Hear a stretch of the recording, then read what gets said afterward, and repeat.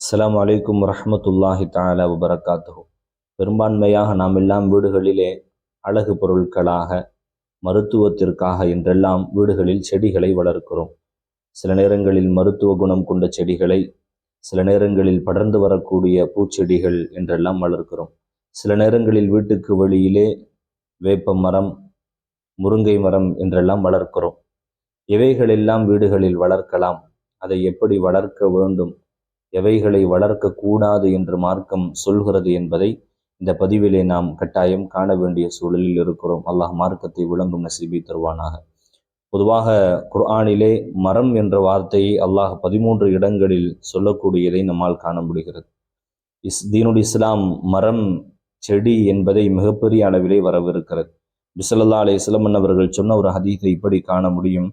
உங்களில் ஒருவர் கையில் மரச்செடி ஒன்று இருக்கும் நிலையிலே மறுமை வந்துவிட்டது என்றிருந்தாலும், மறுமை வந்தாலும் அவர் அந்த செடியை நட்டுவிடட்டும் என்பதாக நபி ஸல்லல்லாஹு அலைஹி வஸல்லம் அவர்கள் சொன்னார்கள். ஆக செடி நடப்படுவது என்பது மார்க்கத்தில் மிகப்பெரிய அளவிலே வரவேற்கப்பட்ட விஷயம். எந்த அளவிற்கு என்றால், யுத்த களங்களில் கூட மரங்களை அழிக்கக்கூடாது என்றார்கள் ஸல்லல்லாஹு அலைஹி வஸல்லம்.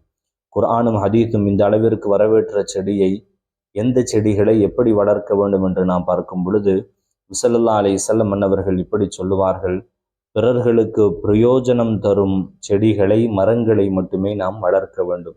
ஸல்லல்லாஹு அலைஹி வஸல்லம் அவர்கள் கூறினார்கள், ஒரு மனிதர் ஒரு மரத்தை நட்டால் அந்த மரத்தில் விளையும் மொத்தத்தையும் அவருக்காக அல்லாஹ் கூலியாக கொடுக்கிறான் என்பதாக நபி அவர்கள் சொன்னார்கள்.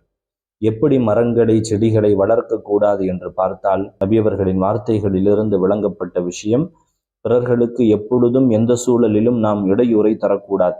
நாம் வைக்கும் செடியோ, நாம் வைக்கும் கொடிகளோ, நாம் வைக்கும் மரங்களோ பிறர்களின் இடத்திலோ பிறர்களுக்கு இடையூறு தருவதாகவோ, பிறர்களின் அனுமதி பெறாமல் அவர்களின் வீட்டில் படர்ந்து வருவதாகவோ எந்த காலமும் வளர்த்து விடக்கூடாது. அது மருத்துவம் குணம் கொண்டதாக இருந்தாலும் சரி, அல்லது பிரயோஜனம் தருவதாக இருந்தாலும் சரி, பிறர்களின் இடத்தில் பிறர்களுக்காக நாம் வைப்பதாக இருந்தால் அவர்களிடத்தில் நிச்சயம் அனுமதி கேட்க வேண்டும் என்று மார்க்கம் சொல்லி காட்டுகிறது.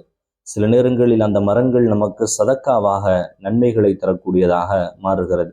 சதக்கா என்றால் நம்முடைய ஜோப்பிலிருந்து பணங்களை எடுத்து ஏழைகளுக்கு வழங்கும் அளவிற்கான நன்மைகளை அது தருகிறது.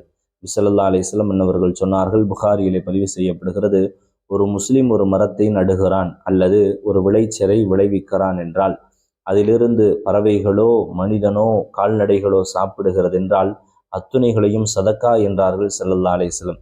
இன்னொரு ஹதீஸில் காண முடிகிறது, ஒரு மரத்தை ஒருவன் நடுகிறான், அதிலிருந்து யார் உண்டாலும் அது அவருக்கு தர்மம்தான். சில நேரங்களில் ஒரு திருடன் அந்த மரத்திலிருந்து ஒரு பழத்தை திருடிவிட்டு சென்றாலும் அந்த மரத்தை நட்டவனுக்கு அது தர்மமாக எழுதப்படுகிறது என்றார்கள் ஸல்லல்லாஹு அலைஹி வஸல்லம்.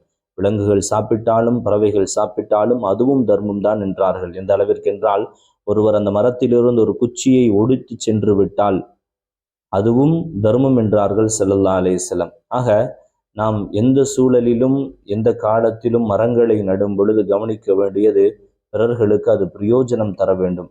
அது அழகு செடிகளாக இருந்தாலும் எதுவாக இருந்தாலும் பிரயோஜனம் தருவதாக இருக்க வேண்டும். பிறர்களுக்கு இடையூறு தருவதாக, பிறர்களுக்கு சிரமத்தை தருவதாக ஒரு செடியை நாம் வளர்ப்போம் என்றால், ஒரு மரத்தை நாம் வளர்ப்போம் என்றால், மார்க்கம் எந்த வகையிலும் எந்த காலத்திலும் அதை வரவேற்காது என்பதை நாம் உணர்ந்து கொள்ள வேண்டுமாக. வீடுகளில் செடிகளை நாம் வளர்ப்பதாக இருந்தால் அந்த செடிகளை நல்ல விதத்தில் பராமரிக்கலாம், அதை தாராளமாக வளர்க்கலாம். சொல்லப்போனால் மார்க்கம், குர்ஆனும் ஹதீஸும் வரவேற்ற அந்த செடிக்காக நேரங்களை செலவழிப்பது ஒரு நல்ல இபாதத் என்பதாக நான் சொல்ல வருகிறேன். கியாமத்தே நாளை என்று இருந்தாலும் இன்று உங்களுடைய கரங்களில் ஒரு செடி இருக்கிறது என்றால் அதை நட்டு விட வேண்டும் என்பது நபியவர்களின் வார்த்தைகள் என்று இருக்க, செடிகள் நடுவது மார்க்கம் வரவேற்ற விஷயம்.